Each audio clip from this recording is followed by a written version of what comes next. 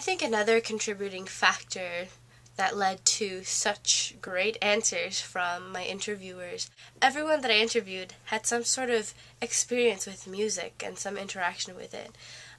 What I found really interesting was that the woman that I interviewed, who is from China and whose parents are from Thailand, she later on told me that she used to work for the Westminster Conservatory, and she worked with the Suzuki program. So she was actually, she was very interested in giving this interview.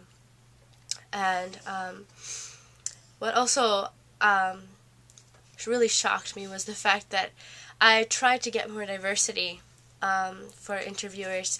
So I went to restaurants. I went to a Chinese place, and I started the interview, but they couldn't understand me, and they weren't exactly sure what I was asking them.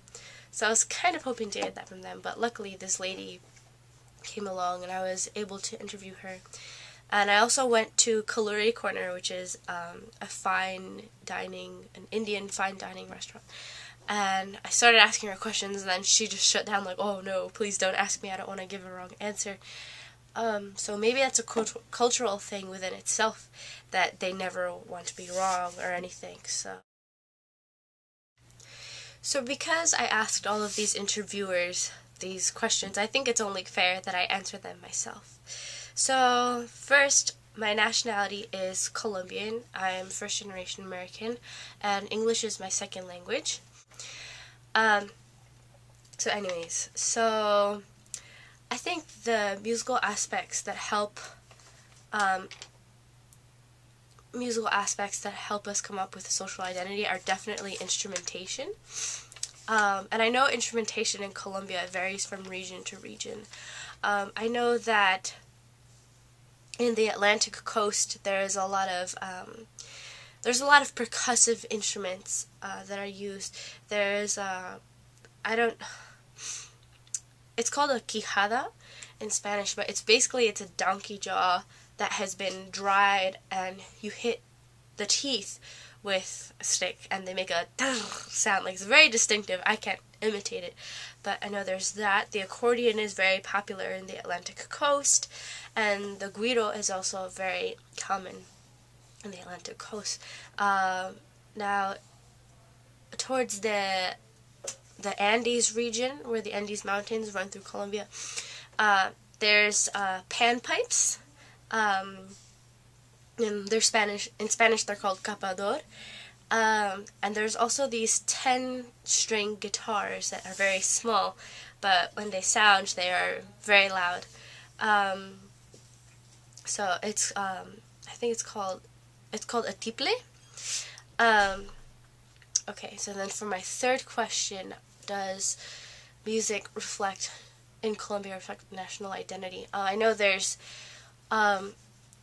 some government funding for music programs in Colombia, so musical groups get funded to promote the Colombian culture around the world. And then as for reflections of socioeconomic status, I think, maybe less today, but even more so, like maybe 50 years ago, there was definitely a distinction between higher and lower class.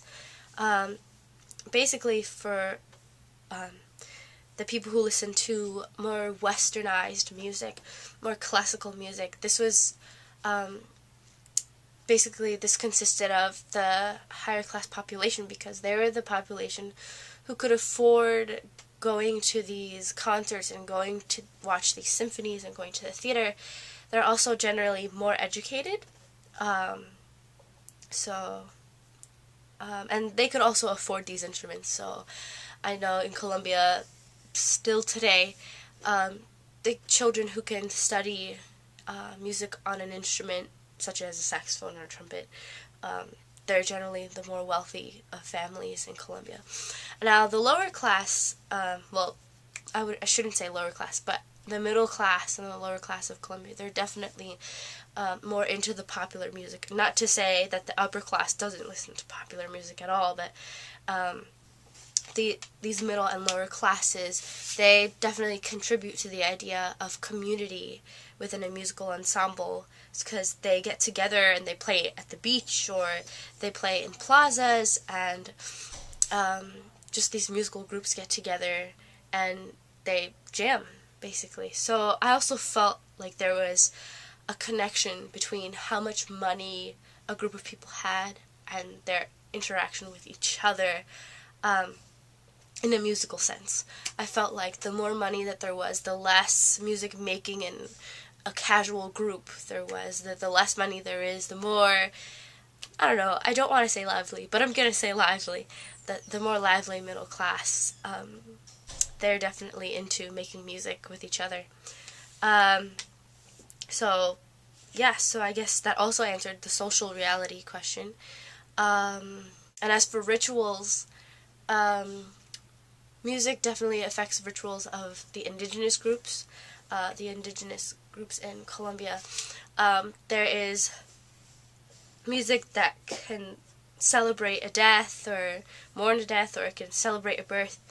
And another thing to take note of is that there's music of the indigenous tribes in Colombia that I know that they celebrate the birth of a boy more than they would of a female.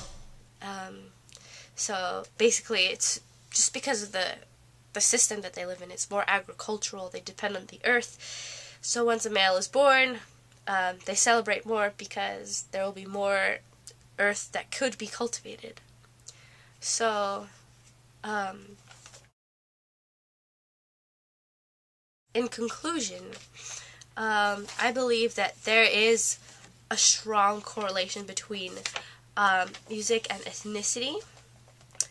I believe that music can never truly be divorced from one's social identity, and one's ethnicity. I believe that one's identity depends on the history and the politics of your culture. And there's always this question of, why is music so powerful?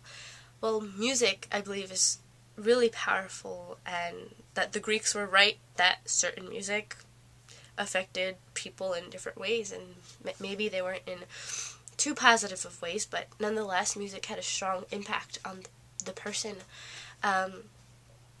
So I believe that music is so powerful is because it engages emotions, and whether it be by evoking images of our homeland or our corresponding community, our nation, or whether it evokes images of cultural traditions or images of sameness and differences within our culture.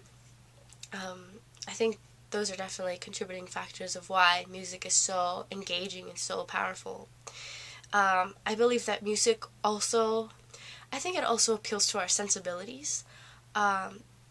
So that music can help make us uniquely different from one another. And I feel like music also helps us feel like we belong to a specific culture, to a specific group of people. It makes us feel like we belong to somewhere else in the world, regardless of our current location. So I hope you have enjoyed my video, and I hope I haven't talked too long. So have a good evening, or good morning, or whatever you're doing right now. Thank you for your time.